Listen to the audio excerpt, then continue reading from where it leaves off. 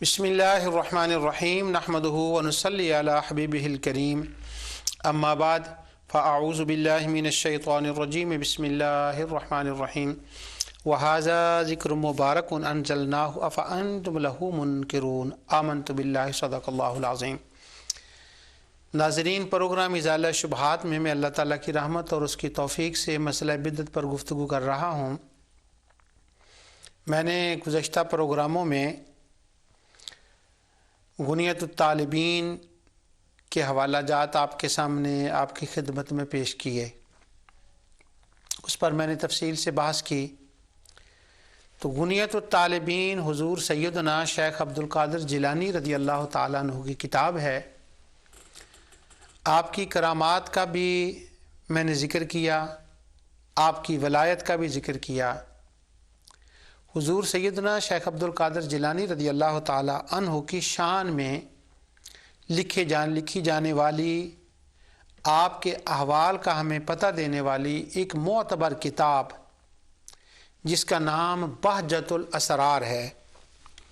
ये बहजतुल असरार किताब है। इसके लिखने वाले मशहूर आलिम दीन नूरुद्दीन अबी अल हसन अली बिन यूसुफ बिन जरीर अश-शतनूफ़ी हैं।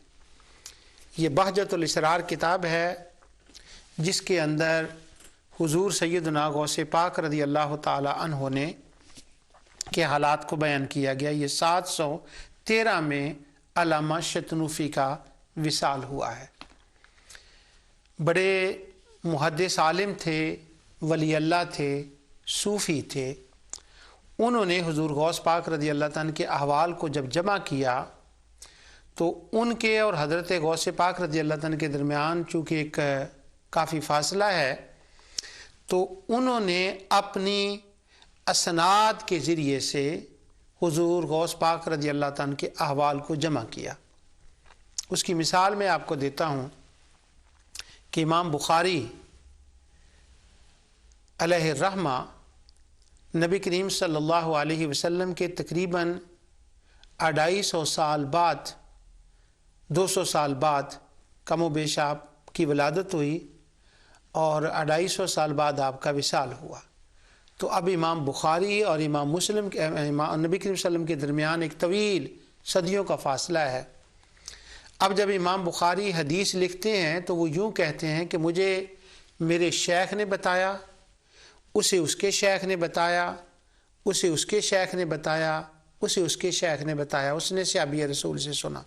तो इसको सनद कहते हैं कि इमाम बुखारी और हुज़ूर नबी करीम सल्लल्लाहु अलैहि वसल्लम के दरमियान में कई लोग होते हैं। कई से मेरी मुराद कभी 4 होते हैं, कभी 5 होते हैं, कभी 6 होते हैं और 3 बहुत कम होते हैं, जिसको हदीस सलासी कहा जाता है। पूरी बुखारी के अंदर सिर्फ 22 हदीस सलासा हैं और उन 22 में से एक इब्राहीम मक्की रज़ी अल्लाह अन्हु जो इमाम अबू हनीफ़ा के शागिर्द हैं, उनके वास्ते से अक्सरियत इमाम बुखारी सलासी की लाएँ जो 3 वास्तों से है। यही हाल इमाम मुस्लिम का है, वो भी बहुत बाद में पैदा हुए। इमाम तिरमिज़ी का, अबू दाऊद का, इब्न माजा, निसाई, तिरमिज़ी का, कि उनके और हुज़ूर के दरमियान में चूँकि फ़ासला है, वो बाद में आए हैं, तो वो सनदों के ज़रिए से वहाँ तक पहुँचते हैं, अशख़ास के ज़रिए से।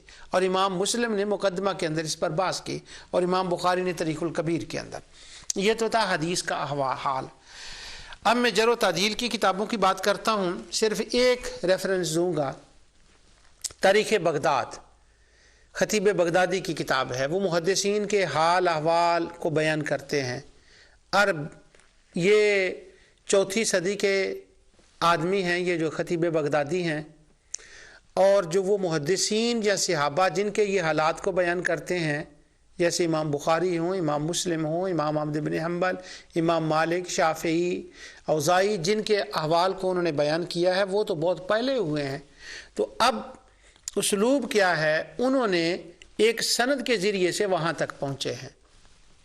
मेरे शेख ने ये बताया, उसके शेख ने ये बताया, उसके शेख ने ये बताया, फिर वो इमाम बुखारी के या जिनके हालात उन्होंने बयान करने होते हैं। तो हदीस के बाब में भी एक सनद होती है। अगर बंदा बाद में पैदा हुआ हो, अगर उसी ज़माने में हो फिर तो बात और है, अगर बाद में है تو وہ ایک سند بیان کرے گا.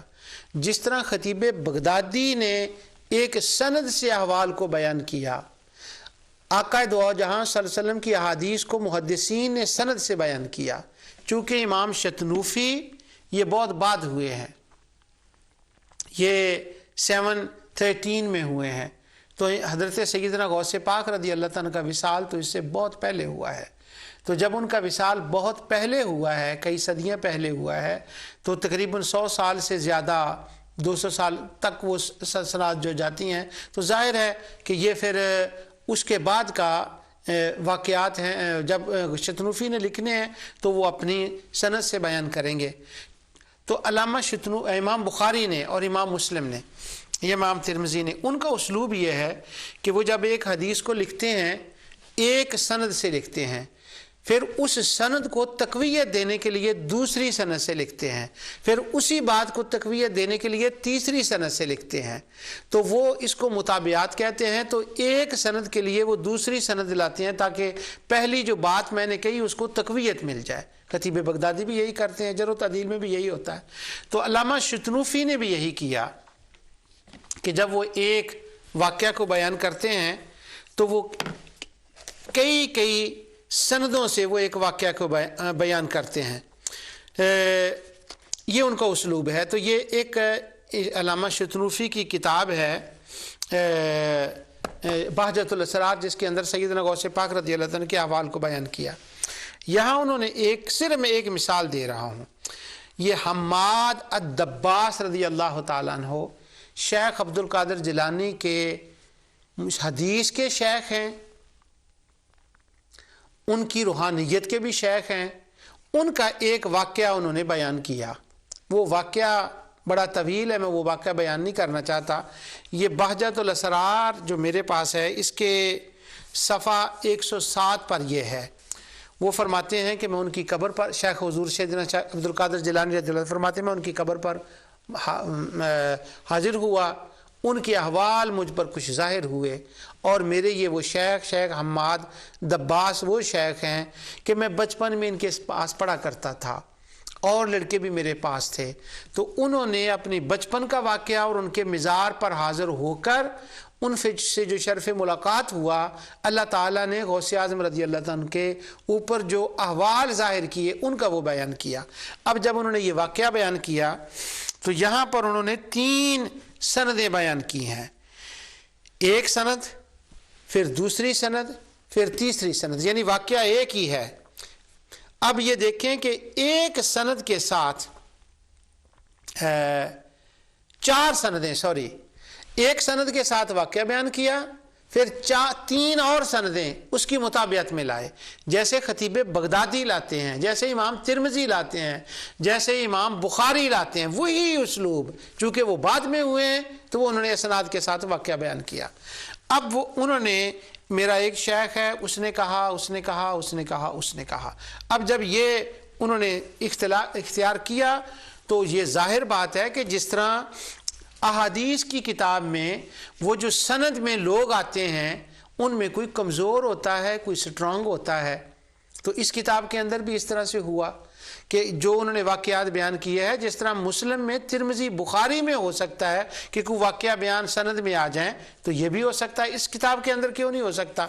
لیکن انہوں نے کوشش یہ کی ہے، وہ فرماتے ہیں کہ میں نے یہ کتاب چن کر لوگوں کو بیان کیا ہے کہ جو مشائخ تھے، ولی اللہ تھے، میری سند میں وہی لوگ ہیں.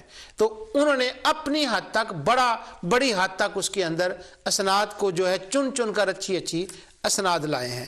اس کے مقدمے میں وہ لکھتے ہیں کہ فَإِنِّي كُنْتُ سُئِلَتْ أَنْ أَجْمَعَ مَا وَقَعَ لِي فِي قَوْلِ شَيْخُنَا شیخ الاسلام مقتدى الاولیاء علم الہدا محی الدین ابی محمد عبد القادر بن ابی صالح الجیلی رضی اللہ عنہ. وہ فرماتے ہیں کہ القائل قادمی حاضی علی رکبت کل ولی اللہ یا ولی للہ اذ ہیا جو انہوں نے بیان کیا ہے اس کے بارے میں کچھ بیان کریں۔ تو وہ کہتے ہیں کہ میں نے اس کے اوپر جو مجھ سے پوچھا گیا تھا میں نے اس کے اوپر بیان کیا، فاستخرت للہ، میں نے استخارہ کیا، وَأَجَبْتُ السَّائِلِ ابْتِغَاءَ النَّفْعِ الْعَاجِلِ وَالْآجِلِ، پھر وہ آگے بیان کرتے ہیں کہ میں نے اس سائل کے سوال پر استخارہ کیا، اللہ تعالیٰ نے مجھ پہ روشن کیا تو میں یہ کتاب لکھ رہا ہوں۔ اب یہ بہجت الاسرار کتاب ہے جو ایک قدیم ماخذ ہے، اگرچہ وہ دوسرے محدث ہیں، محدث تیونس نے ایک لسٹ دی ہے جس میں اندر 2-3 کتابوں کا انہوں نے ذکر کیا ہے کہ اس کتاب سے پہلے بھی وہ حضور شیخ عبد القادر جیلانی رضی اللہ عنہ کی شان میں لکھی گئی جو ماخذ ہیں آپ کی حالات کے جاننے کا، ان کتابوں کا بھی انہوں نے ذکر کیا، لیکن بہجت الاسرار کو بڑی شہرت ملی ہے۔ شیخ محقق علیہ الرحمہ عبدالحق محدثی رحمۃ اللہ علیہ نے اس کا فارسی میں ترجمہ کیا، اس پر اور احوال لکھے، تو ہمارے ہاں یہ کتاب بہت معروف ہے۔ ہمارے شبہ ڈالنے والے دوست اس کتاب کے بارے میں وہ شکوک و شبہات پیدا کرتے ہیں، کہتے ہیں کہ یہ کتاب صحیح نہیں ہے، اس کے اندر جو اسانید ہیں، جو واقعات غوث اعظم کے لکھے ہیں وہ درست نہیں ہے۔ میرا اصل میں ازالہ شبہات میں یہ موضوع نہیں تھا، میرا موضوع صرف اتنا تھا کہ بدعت کے باب میں یہ بیان کروں کہ جو اعمال صالحہ ہم کرتے ہیں جن کو بدعت کہا جاتا ہے اور جن کی وجہ سے ہمیں اہل البدعت کہا جاتا ہے، یہ حضور غوث اعظم بھی کرتے تھے، ابن قدامہ بھی کرتے تھے، عبد الغنی المقدسی بھی کرتے تھے۔ ان کی کتاب الغنیہ کے اندر یہ ساری باتیں لکھی ہیں، اور الغنیہ کو شیخ بن باز سے لے کر ابن تیمیہ تک، ابن القیم، سب نے ان کی کتاب مانا ہے اور اچھی کتاب مانا ہے، ان کو ولی مانا ہے۔ تو اگر یہ باتیں غلط ہیں تو پھر وہ کیوں کرتے تھے؟ لہٰذا یہ بدعت نہیں، کہنے والوں کو شبہ ہو گیا۔ یہ میرا موضوع تھا، لیکن جب یہ میں کر رہا تھا تو یہ مسئلہ بھی درمیان میں آ گیا کہ میں نے حضور غوث پاک رضی اللہ عنہ کے واقعات کو بیان کیا، تو کیوں نہ مجھے اس رب نے اپنی رحمت سے جب توفیق دی ہے کہ میں بہجت الاسرار علامہ شتنوفی کے اوپر کچھ بیان کر سکتا ہوں اور ان شبہات کا ازالہ کر سکتا ہوں جو لوگ بہجت الاسرار پر اعتراض کر کے کہتے ہیں یہ تو کتاب ہی جعلی ہے، اس کا تو مصنف نے غلط کیا ہے، وہ تو قابل اعتماد ہی نہیں ہے، ایسا جو غوث پاک رضی اللہ عنہ کے واقعات بیان کیے جاتے ہیں وہ تو سرے سے غلط ہیں۔ تو چونکہ یہ بات اس کے ساتھ آتی ہے اس لیے میں نے بدعہ کے ساتھ اس کو لنک کر دیا۔ تو لوگ شتنوفی کے بارے میں کہتے ہیں کہ یہ تو جی قابل اعتماد نہیں، بالکل قابل اعتماد ہیں۔ اگر اپنی سند سے جتنے محدثین ہیں وہ واقعات بیان کریں، امام بخاری تاریخ الکبیر میں اگر سند لکھیں، امام ترمذی لکھیں، علامہ مزی لکھیں، علامہ ذہبی لکھیں، اور اگر خطیب بغدادی لکھیں، ابن عدی لکھیں، اگر وہ سب محدثین کے سند سے بیان کریں تو وہ حجت ہیں، اور اگر وہ سند سے بیان کریں تو ان کو اجازت ہے کہ وہ شیوخ کے حالات سند سے بیان کر سکتے ہیں، تو شتنوفی نے کیا گناہ کیا ہے؟ ان کو جو اجازت کیوں نہیں ہے؟ اور کیا صرف شتنوفی ہیں جنہوں نے سند سے بیان کیا ہے اور ان پہ شک کیا جائے اور کوئی نہیں ہے؟ جب سب سند سے بیان کر رہے ہیں تو کیوں نہیں وہ بھی کر سکتے ہیں؟ ہاں، یہ بات اپنی جگہ پر ہے کہ جیسے بخاری مسلم کی سند میں آپ کو حق حاصل ہے کہ کسی راوی کے اوپر آپ کہیں کہ یہ راوی درست نہیں ہے، یہ میں حق حاصل میں کہہ رہا ہوں، ہمارے شبہ ڈالنے والے دوست کہتے ہیں سب کتابوں کے بارے میں حق حاصل ہے کہ اس کے راویوں کو دیکھیں، مگر امام بخاری مسلم پر فوربیڈن ہے وہ نہ دیکھیں، وہ آنکھیں بند کر لیں کہ مان لیں، کیوں؟ ان پر اعتماد ہے۔ تو اگر امام بخاری اور مسلم کی عظمت کو دیکھتے ہوئے ان پر کوئی اعتماد کر سکتا ہے، تو اگر کسی کو شتنوفی کی عظمت کا اقرار ہے تو شتنوفی پر اس کو اعتماد کرنے کا کیوں حق اس سے لیا جا رہا ہے؟ اور شتنوفی کیوں اپنی سند بیان نہیں کر سکتے؟ تو وہ اس کے اوپر کہتے ہیں شتنوفی بھی ٹھیک نہیں، اس کی کتاب بھی ٹھیک نہیں۔ لیکن میں اللہ کی رحمت سے آج بتاؤں گا شتنوفی بھی زندہ باد، اس کی اسناد بھی زندہ باد۔ ویسے میں نے جتنے غوث اعظم رضی اللہ عنہ کے احوال بیان کیے ہیں میں نے شتنوفی کی کتاب سے ایک بھی بیان نہیں کیا۔ اتنے پروگرام آپ کے سامنے اس مسئلے پر میں نے کیے ہیں، چونکہ اس پر شبہ تھا تو وہ میں نے شتنوفی کو نہیں لیا، میں نے ذہبی کو لیا ہے، میں نے ابن رجب کو لیا ہے، میں نے علامہ ابن الجوزی کو لیا ہے، میں نے شذرات الذہب کو ابن عماد حنبلی کو لیا ہے، میں نے ابن حجر اسقلانی کو لیا ہے، میں نے ان کے احوال سے وہ واقعات بیان کیے ہیں۔ لیکن آج ذرا شتنوفی کو دیکھ لیں، اب یہ شبہ پیدا کہاں سے ہوا اور کیسے پیدا ہوا اور کس کو یہ شبہ ہوا اور اس شبہ نے کیا کیا رخ بدلے اور پھر اس کا جوابات کس نے دیے ہیں، اللہ کی رحمت سے آج میں وہ بیان کروں گا۔ اب سب سے پہلے اس کو دیکھ لیتے ہیں کہ یہ شبہ کہاں سے شروع ہوا علامہ شتنوفی کے بارے میں۔ حافظ ابن رجب کہتے ہیں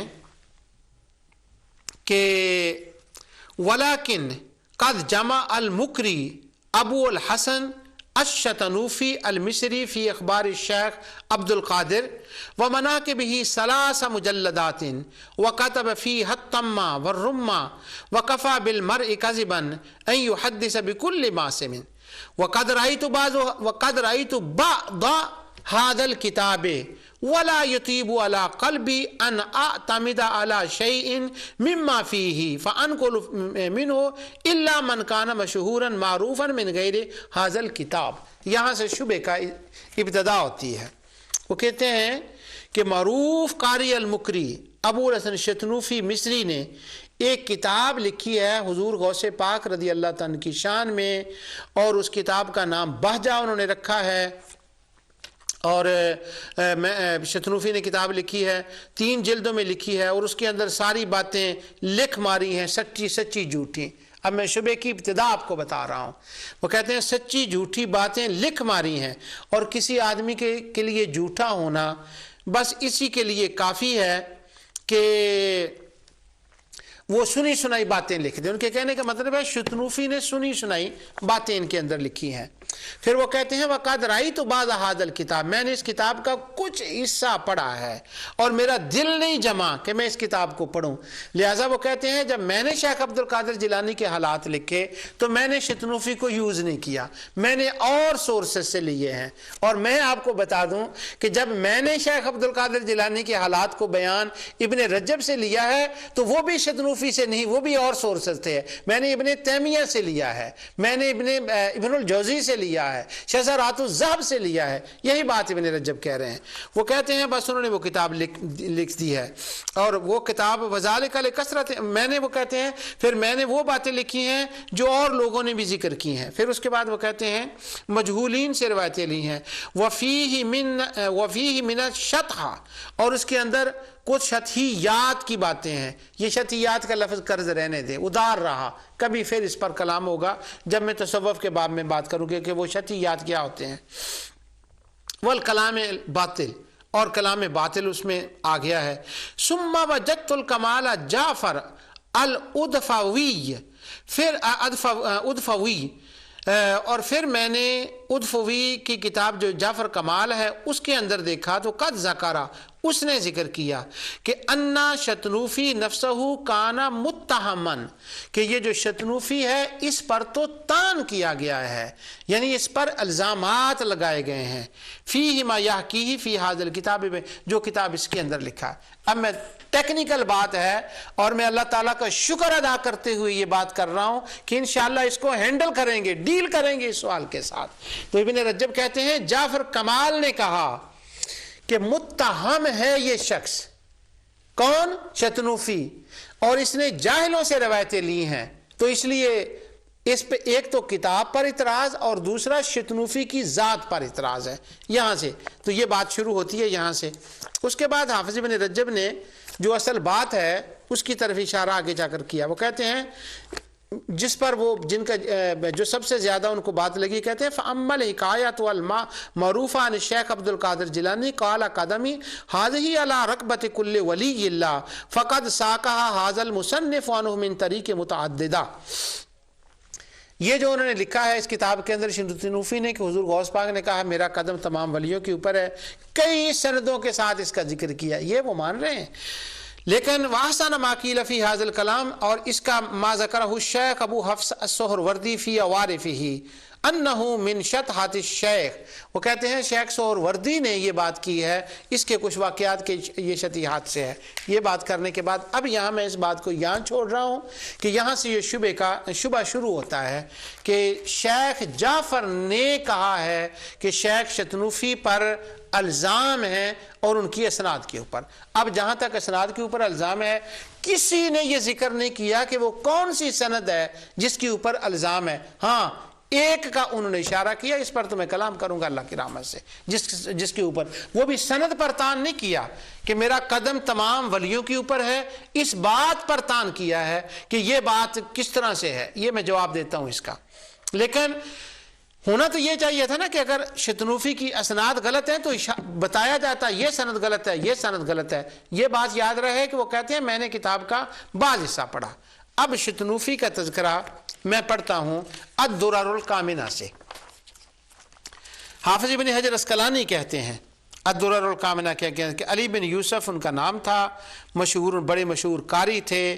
شیخ نور الدین شتنوفی ان کا نام تھا، شافعی تھے، کان اصلہ من الشام، وہ شام کے رہنے والے تھے، بلقاء میں، پھر وہ قاہرہ میں گئے، وہاں انہوں نے بہت ساری قرات پڑھائی، لوگ ان کے ساتھ پڑھنے کے لیے آئے، اور پھر آگے کہتے ہیں کہ وَكَانَ النَّاسُ يُكْرِمُونَهُ وَيُعَظِّمُونَهُ وَيَنْسِبُونَهُ إِلَى الصَّلَاةِ وَإِنْ تَفَى بِهِ جَمَاعَةٌ فِي الْقِرَاءَةِ وَهُوَ جَمَعَ مَنَعَ، وہ لوگ ان کا احترام کرتے تھے، بڑی عزت کرتے تھے، اور لوگ ان سے قرات پڑھتے تھے۔ وَجَمَعَ هُوَ مَنَاقِبُ الشیخ عبد القادر، انہوں نے شیخ عبد القادر کے بارے میں ایک کتاب لکھی، وَسَمَّى الْكِتَابُ الْبَہْجَہ، اس کا نام بہجہ رکھا۔ یہ ابن حجر اسقلانی کہہ کے کہ انہوں نے کتاب لکھی، پہلے تو ان کی تعریف کی ہے، تان نہیں کیا، یہ یاد رکھیں۔ شتنوفی کے اوپر تان نہیں کیا ابن حجر اسقلانی نے، وہ کہتے ہیں جو کتاب لکھی ہے نا، ہاں یہ بات ہے کہ وَذَكَرَ فِيهَا غَرَائِبَ وَعَجَائِبَ وَطَعَنَ النَّاسُ فِي كَثِيرٍ مِّنْ حِكَایَتِهِ وَمِنْ أَسَانِیدِهِ فِيهَا، وہ جو شتنوفی کی کتاب ہے نا، اس کے اندر بڑی عجیب و غریب باتیں لکھی ہوئی ہیں، اور لوگوں نے کہا ہے کہ اس کی سندیں ٹھیک نہیں ہیں، بہت سی روایتوں کی اس کی سند۔ آگے کہتے ہیں وَكَانَ عَالِمًا تَقِيًّا مَشْكُورَ السِّیرَةِ، ہاں یہ بات ہے، بندہ عالم تھا، بڑی حسن سیرت تھی، کمال کا بندہ تھا، لوگ احترام کرتے ہیں۔ اب الدرر الکامنہ سے جو میں پڑھ رہا ہوں علامہ شتنوفی کا ترجمہ، اس میں دو باتیں ذہن میں رکھیں۔ ابن حجر اسقلانی نے شتنوفی کی ذات کی تعریف کی ہے اور ان پر تان نہیں کیا، ان کی ذات پر، ہاں ان کی کتاب کی جو اسانید ہے نا ان کے اوپر اس نے کہا ہے، اور پھر کہا ہے کس کے اوپر تان کیا ہے۔ وہ تان کس نے کیا ہے؟ کہتے ہیں قال الجمال الجعفر، یہ جمال جعفر نے کہا ہے کہ انہوں نے ان کی جو اسناد ہیں ان کے اوپر تان کیا ہے، ابن حجر نہیں کر رہے ان کو، لیکن چونکہ وہ مورخ ہیں ان کا کام بنتا تھا جعفر جمال کا ذکر کرنا۔ اب میں تین دوسرا ترجمہ پڑھایا ہوں الدرر الکامنہ سے، اب تیسرا ترجمہ سنیے علامہ شتنوفی کا۔ معرفت القراء للکبار علی الطبقات والاعصار، یہ کتاب ہے علامہ ذہبی کی۔ علامہ ذہبی اس کے اندر علامہ شتنوفی کے بارے میں کہتے ہیں، وہ کہتے ہیں کہ حضرت مجلس الاقراته فعجبني سمعته وسكونه وكان اذا غرم زائدا بالشيخ عبد القادر الجيلي جمع مناقبه واخباره في نحو من 3 مجلات وكتب فيها امن اقبل وادبر فراج عليها فيها اباطيل وكاذيب۔ علامہ ذہبی کہتے ہیں کہ میں گیا ہوں خود علامہ شتنوفی کے پاس، میں نے قرات پڑھی ہے، میرے استاد ہیں، بڑے کمال کے بندے تھے، اور ان کی مجلس سے بڑے لوگوں کو فائدہ ہوتا تھا، بڑا سکون ملتا تھا ان کی مجلس میں۔ ہاں انہوں نے شیخ عبد القادر جیلانی کے بارے میں 3 جلدوں میں کتاب لکھی ہے، اور اس کا نام بہجہ ہے، اور اس کے اندر انہوں نے کئی باطل باتیں اور جھوٹی باتیں لکھ دی ہیں۔ یہ علامہ ذہبی کا ہے۔ اسی بات کے بعد یہ 2-3 حوالے جو ہیں یہ میں نے آپ کو دے دیے ہیں کہ ان کے بارے میں یہ انہوں نے بیان کیا ہے، لیکن اس کے اندر جو پھر میں دوبارہ کہہ رہا ہوں، ایک ہے شتنوفی کی ذات اور ایک ہے شتنوفی کی بات، ان کی سند وہ اور بات ہے اور شتنوفی کی ذات اور بات ہے۔ تو وہ کہتے ہیں شتنوفی عالم تھے، قاری تھے، ان کی ذات پر تان نہیں ہے، اور جعفر کمال نے یہ کہا ہے کہ ان کی ذات پر تان تھا. بڑا ٹیکنیکل سا موضوع ہے, تو میں اللہ کی بارگاہ میں دعا گو ہوں کہ یا اللہ مجھے اس سے سرخرو فرما دے. اور انشاءاللہ لوگوں جو 11ویں پر تقریریں کرنے والے ہیں ان